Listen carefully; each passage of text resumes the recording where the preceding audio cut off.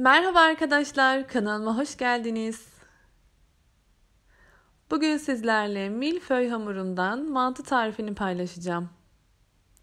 Çok pratik, aynı zamanda çok da gösterişli bir yemek.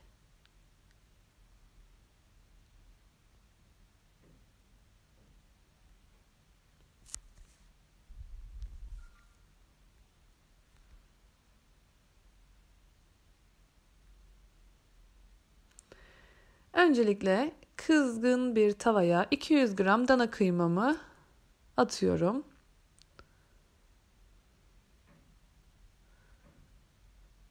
Ve güzelce kavuruyorum.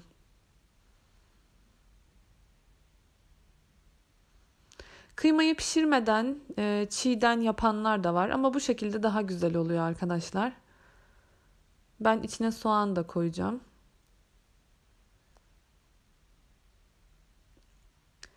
Kıyma kavrulduktan sonra 1 adet kuru soğan ekliyorum. Küp küp doğradım önceden. 1 tatlı kaşığı tuz ekliyorum ve tekrardan soğanları da pişiriyorum.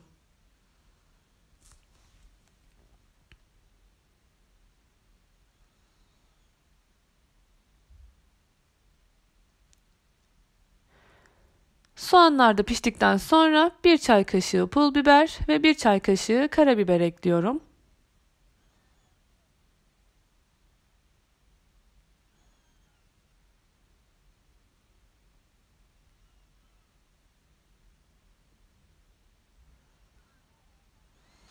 Sekiz adet milföy hamuru alacağım. Şu an burada 2 tane var ama toplam 8 tane kullandım.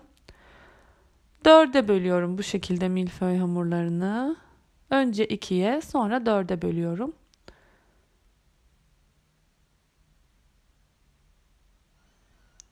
Ve içerisine böyle yarım çay kaşığı kadar ya da 1 çay kaşığı kadar kıymalı harcımdan koyuyorum.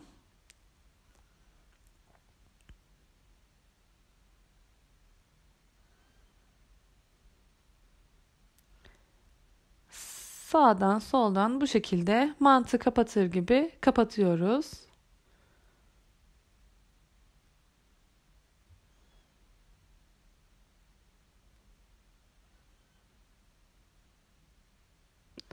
Tadı gerçekten çok güzel oldu.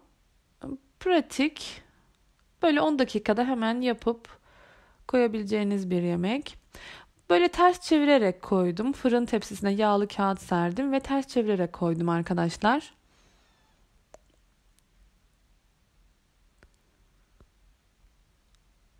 Üzerine sadece sıvı yağ sürüyorum.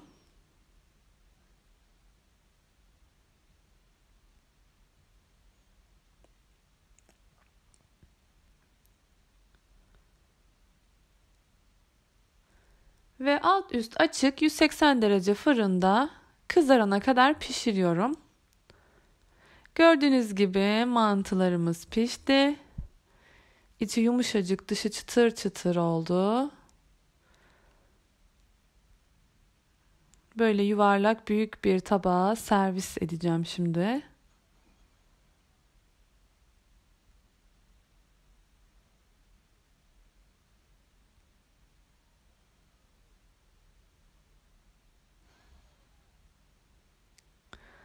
Sarımsaklı yoğurdumuz olmazsa olmazımız.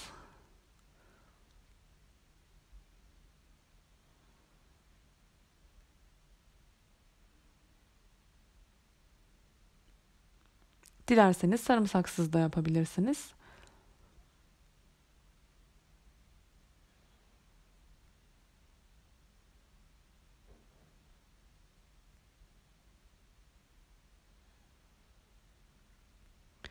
Üzerine de salçalı sosumuzu döküyoruz bu şekilde. Salçalı sosu da biraz tereyağı, biraz sıvı yağ. Böyle 1 yemek kaşığı kadar salçayla hemen hazırladım. Biraz içerisine pul biber de koydum. O da damak zevkinize kalmış.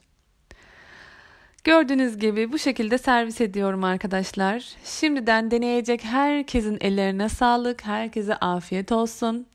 Sizleri mutlaka diğer videolarıma da bekliyorum. Aynı zamanda Instagram hesabımdan beni takip etmeyi unutmayın. Açıklamalar kısmına Instagram'ın hesabının linkini de ekledim. Hoşça kalın. Bir dahaki videoda görüşmek üzere.